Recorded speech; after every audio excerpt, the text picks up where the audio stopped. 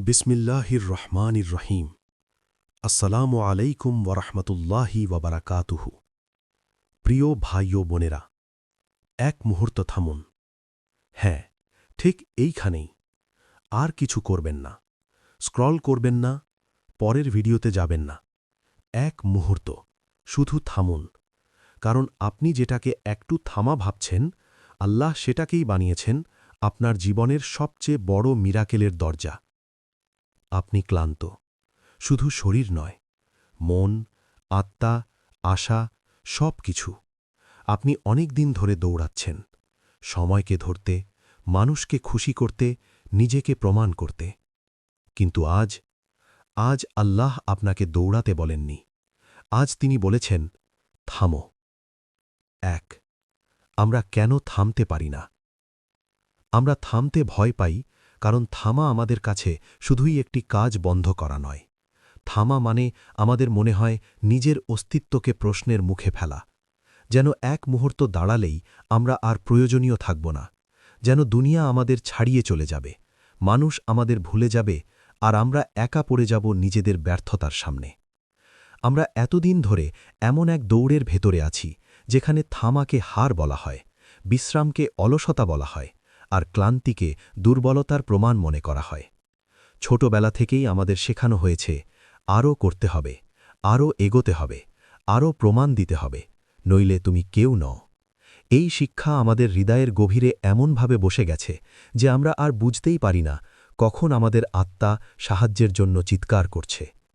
আমরা থামি না, এমনকি তখনও না যখন শরীর বারবার ভেঙে পড়ে, যখন ঘুমেও শান্তি আসে না, যখন বুকের ভেতরে এক অদৃশ্য ভার জমে থাকে, আর চোখ ভিজে যায় কোনো কারণ ছাড়াই। আমরা ভাবি এখন থামলে সব শেষ হয়ে যাবে, কিন্তু আমরা কখনো ভাবি না যে হয়তো না থামার কারণেই আমরা ধীরে ধীরে শেষ হয়ে যাচ্ছি। প্রিয় বান্দা, একবার আল্লাহর কিতাবের দিকে ফিরে তাকান। কোথাও কি লেখা আছে যে মানুষ নিজেকে ভেঙে ফেললেই আল্লাহ তার উপর সন্তুষ্ট হন? কোথাও কি বলা হয়েছে যে দৌড়াতে দৌড়াতে ক্লান্ত হয়ে পড়ে থেকেও সামনে এগিয়ে যাওয়াই সফলতা? বরং আল্লাহ আমাদের শিখিয়েছেন, তিনি সাকিনা দেন, এমন এক শান্তি যা শব্দহীন, যা চোখে দেখা যায় না, কিন্তু হৃদয়ের গভীরে নেমে যায়। আর এই সাকিনা তিনি দেন সেই বান্দাকে যে থামে, যে নিজের সীমাবদ্ধতা স্বীকার করে, যে বুঝতে পারে সে একা সব সামলাতে পারবে না। আপনি এতদিন বাইরের আওয়াজ শুনেছেন, মানুষ কি বলবে, সমাজ কি আশা করে, ভবিষ্যৎ কি হবে, আপনি অন্যদের চেয়ে পিছিয়ে পড়ছেন কিনা, এই সব আওয়াজ এত জোরে বাজতে বাজতে আপনার ভেতরের সত্যিকারের কণ্ঠটাকে ঢেকে ফেলেছে। আজ আল্লাহ চান আপনি একটু থামুন, কারণ থামলেই আপনি প্রথমবারের মতো শুনতে পাবেন নিজের ভেতরের সেই নীরব ডাক, যেখানে ভয় নেই, প্রতিযোগিতা নেই, শুধু আছে একটি সত্য: আপনি আল্লাহর কাছে মূল্যবান শুধু আপনার দৌড়ের জন্য নয়, বরং আপনার বিশ্বাসের জন্য। থামা মানে হাল ছেড়ে দেওয়া নয়, থামা মানে আল্লাহর সামনে নত হওয়া।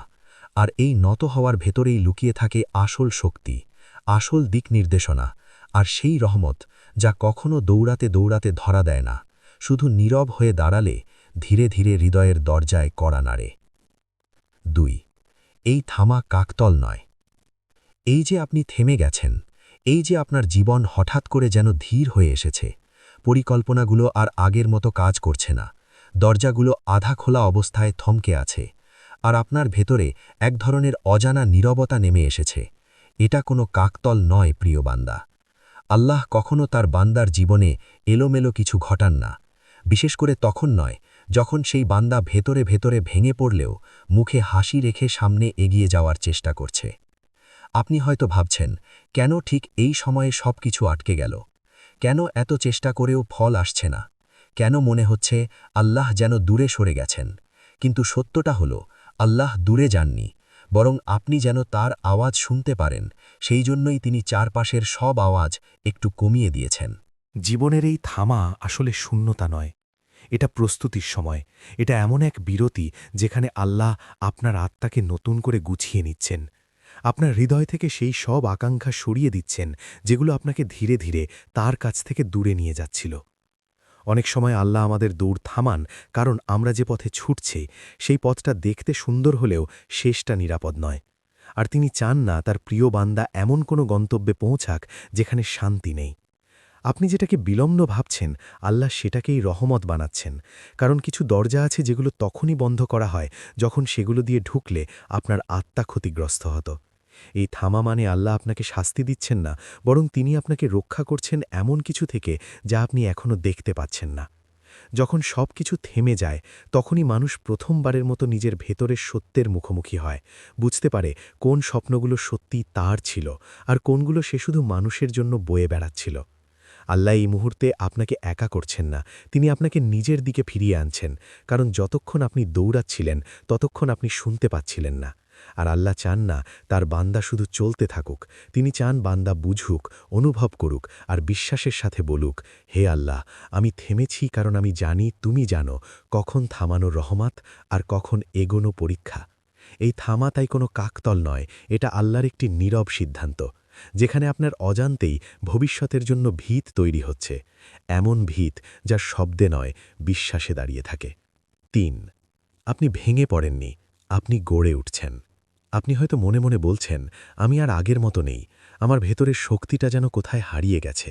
যেসব জিনিস একসময় সহজ লাগত, এখন সেগুলোই ভারী মনে হয়, আর নিজের দিকেই তাকালে অচেনা একজন মানুষকে দেখা যায়। কিন্তু প্রিয় বান্দা, এই পরিবর্তন ভেঙে পড়ার প্রমাণ নয়, এই পরিবর্তন গড়ে ওঠার নিঃশব্দ প্রক্রিয়া। আল্লাহ যখন কাউকে নতুন করে গড়েন, তখন তিনি প্রথমে পুরনো কাঠামো ভেঙে দেন, কারণ পুরনো দেওয়ালের ওপর কখনো নতুন ভিত্তি দাঁড় করানো যায় না। আপনার জীবনে যেসব স্বপ্ন ভেঙেছে, যেসব পরিকল্পনা হঠাৎ থেমে গেছে, যেসব সম্পর্ক দূরে সরে গেছে, এসব কোনো শাস্তি নয়, এগুলো সেই জিনিসগুলো যেগুলো আপনাকে এমন একজন মানুষ বানিয়ে রেখেছিল যাকে আল্লাহ আর চান না। আপনি ভাবছেন, আল্লাহ কেন আমার কাছ থেকে এত কিছু নিয়ে নিলেন? কিন্তু সত্যটা হলো, আল্লাহ কিছু কেড়ে নেননি, তিনি সেই সব ভার সরিয়ে দিয়েছেন যেগুলো নিয়ে আপনি সামনে যেতে পারতেন না। ভাঙার শব্দটা আমরা শুনি, কিন্তু গড়ে ওঠার শব্দ কখনো শোনা যায় না। সেটা হয় নীরবে, গভীরে, ধীরে। আপনি যে ক্লান্ত সেটা এই জন্য নয় যে আপনি দুর্বল, বরং এই জন্য যে আপনার ভেতরে কিছু নতুন জন্ম নিচ্ছে, আর জন্মের আগের সময়টা সব সময়ই ভারী হয়। আপনি এখন আগের মতো মানুষের প্রশংসার ওপর দাঁড়িয়ে নেই, আপনি এখন আগের মতো সবার বোঝা টানছেন না, আপনি এখন এমন এক জায়গায় দাঁড়িয়ে আছেন যেখানে আল্লাহ নিজে আপনার ভিত শক্ত করছেন। আপনি হয়তো নিজেকে খালি মনে করছেন, কিন্তু এই খালিপনা আসলে জায়গা তৈরি করছে নতুন বিশ্বাসের জন্য, নতুন ধৈর্যের জন্য, এমন এক শক্তির জন্য যা শব্দ করে না, কিন্তু ঝড়ের মাঝেও আপনাকে দাঁড় করিয়ে রাখে। আল্লাহ কাউকে যখন ভেঙে দেন না বরং গড়েন, তখন সেই মানুষটা আগের চেয়ে কম আলোচনায় থাকে, কম বোঝাতে চায়, কম প্রমাণ দিতে চায়, কিন্তু ভেতরে ভেতরে সে এমন এক দৃঢ়তায় পৌঁছে যায় যেখানে মানুষ নয়, আল্লাহই তার একমাত্র ভরসা হয়ে ওঠেন। তাই প্রিয় বান্দা, নিজেকে ভাঙা ভাববেন না, কারণ আল্লাহ কখনো তার বান্দাকে ভেঙে ফেলেন না। তিনি শুধু এমনভাবে গড়েন যাতে আগের সব কিছু ছেড়ে দিয়েও আপনি আগের চেয়ে অনেক বেশি আল্লাহর কাছে পৌঁছতে পারেন। ৪. নীরবতায় আল্লাহ কি করেন? নীরবতা খালি নয় প্রিয় বান্দা, এটি শুধু শব্দের অভাব নয়, এটি আল্লাহর সবচেয়ে সক্রিয় কাজের ক্ষেত্র। আমরা অনেক সময় ভয় পাই যখন চারপাশ চুপ থাকে, যখন কোনো উত্তর আসে না, যখন মনে হয় আমাদের দৌড়, আমাদের চেষ্টা, আমাদের কষ্ট সব থেমে গেছে। কিন্তু ঠিক সেই মুহূর্তে, যখন সব কিছু নীরব, যখন মানুষরা চলে গেছে, যখন সমস্ত বিভ্রান্তি হারিয়ে গেছে, আল্লাহ তখনই আমাদের হৃদয়ের ভেতরে কাজ শুরু করেন। তিনি আমাদের ব্যর্থতা দেখেন, আমাদের ক্লান্তি বুঝেন, আমাদের চাপে থাকা আত্মার ভার অনুভব করেন, এবং তিনি সেই ভার আস্তে আস্তে নিঃশব্দে সরিয়ে দেন। তিনি আমাদের ভেতরের আকাঙ্ক্ষা, আমাদের ভুল চাহিদা, আমাদের অহংকারের ছায়া, যা আমাদের দূরে নিয়ে যাচ্ছে, সব পরিষ্কার করতে শুরু করেন। আমরা যেটাকে থেমে থাকা মনে করি, সেটাই আল্লাহর পরিকল্পনার সবচেয়ে গুরুত্বপূর্ণ অংশ। কারণ তিনি জানেন, আমরা যতই দৌড়াই, নিজের শক্তিতে যতই বিশ্বাস করি, আমরা কখনো পুরোপুরি প্রস্তুত হব না, যতক্ষণ না আমরা থামি, নিজেকে সামলাতে শিখি, নিজের ভেতরের সীমাবদ্ধতাকে স্বীকার করি এবং তার উপর ভরসা রাখি। অনেক সময় আমাদের মনে হয় কিছুই হচ্ছে না, আমি একা। কিন্তু সেটাই সেই মুহূর্ত যখন আল্লাহ আমাদের জন্য সবচেয়ে বড় রহমত নকশা করছেন। নীরবতার মধ্যে আল্লাহ আমাদের হৃদয়ে আলো জ্বালান, আমাদের আত্মার ভেতর নতুন দিক নির্দেশনা দেন এবং আমাদের আত্মাকে সেই শক্তিতে পূর্ণ করেন যা শব্দে প্রকাশ করা যায় না। এই নীরবতা আমাদের জন্য পরীক্ষা নয়, বরং আশীর্বাদ, যেখানে আমরা আল্লাহর উপস্থিতি খুঁজে পাই, যেখানে আমরা শিখি যে প্রকৃত শক্তি আসে থামার মধ্য দিয়ে, যেখানে আমরা বুঝতে পারি যে আমাদের জীবন শুধু কর্মের জন্য নয়, বিশ্বাসের জন্য। আপনি যদি কিছুই না করতে পারেন, কিছুই না শুনতে পারেন, কিছুই না দেখতে পান, তবে জানুন আল্লাহ তখনই সবচেয়ে কাছে আসেন। তিনি আমাদের ভেতরে এমন শান্তি দেন, এমন বোঝাপড়া দেন, যা মানুষ কখনো দিতে পারে না। নীরবতা আমাদেরকে শেখায় যে আল্লাহ কখনো দূরে যান না। তিনি শুধু আমাদের দিকে তাকাচ্ছেন, আমাদের জন্য অপেক্ষা করছেন, আমাদের নতুনভাবে গড়ে তুলছেন। তাই প্রিয় বান্দা, কখনো ভয় পাবেন না যখন জীবন নীরব মনে হয়, কারণ সেই নীরবতার ভেতরেই লুকিয়ে আছে আল্লাহর সকল রহমত, সকল দিক নির্দেশনা এবং সেই শক্তি যা আপনাকে আগের চেয়ে অনেক বেশি স্থিতিশীল ও দৃঢ় বানাবে। 5. এই ক্লান্তি কোনো দুর্বলতা নয়। আপনি হয়তো প্রতিদিন ক্লান্তি অনুভব করছেন, শুধু শারীরিক নয়, বরং মন, আত্মা, হৃদয় সব কিছুর ভার বয়ে নিয়ে ক্লান্ত। আপনি ভাবছেন, কেন আমি এভাবে অবসাদগ্রস্ত, কেন কিছুতেই আগের শক্তি নেই, কেন আমি বারবার চেষ্টা করেও হতাশা, ব্যর্থতা আর দুঃখের স্রোতে ভেসে যাচ্ছি। কিন্তু প্রিয় বান্দা, এই ক্লান্তি কোনো দুর্বলতার পরিচয় নয়। আসলে এই ক্লান্তিই প্রমাণ যে আপনি এখনও লড়াই করছেন, আপনি এখনও দাঁড়িয়েছেন, আপনি এখনও হাল ছাড়েননি। আল্লাহ সেই হৃদয়কেই সবচেয়ে কাছে টানেন যা ক্লান্ত, যা বোঝায় যে মানুষ একা পারবে না, যা বোঝায় যে বান্দার কাছে আরও শক্তি, আরও দিক নির্দেশনা দরকার। এই ক্লান্তি আসলে আপনার জন্য একটি সাইন যে আপনি প্রস্তুত, যে আপনার জীবন এখন এমন এক পর্যায়ে এসেছে যেখানে আল্লাহ নিজেই আপনাকে নীরবভাবে রিসেট করছেন, আপনাকে পুনরায় সাজাচ্ছেন, আপনাকে নতুন করে গড়ছেন। আপনি ভাবছেন, আমি ভেঙে পড়েছি, আমি আর পারব না, কিন্তু আসলে আপনি ভেঙে পড়েননি, আপনি ধীরে ধীরে গড়ে উঠছেন। আপনার ভেতরের অবসাদ, আপনার মনের ভার, আপনার আত্মার ক্লান্তি সব মিলিয়ে আল্লাহ একটি নীরব প্রক্রিয়া চালাচ্ছেন, যা আপনাকে আরও স্থিতিশীল, আরও দৃঢ়, আরও আল্লাহর নৈকট্যপূর্ণ বানাবে। আপনি হয়তো এই ক্লান্তিকে কষ্ট, হতাশা মনে করছেন, কিন্তু আসলে এটি আপনার আত্মার জন্য এক ধরনের প্রশিক্ষণ, যা আপনাকে আপনার বাস্তব শক্তি এবং আল্লাহর সাথে আপনার সম্পর্কের গভীরতা দেখাবে।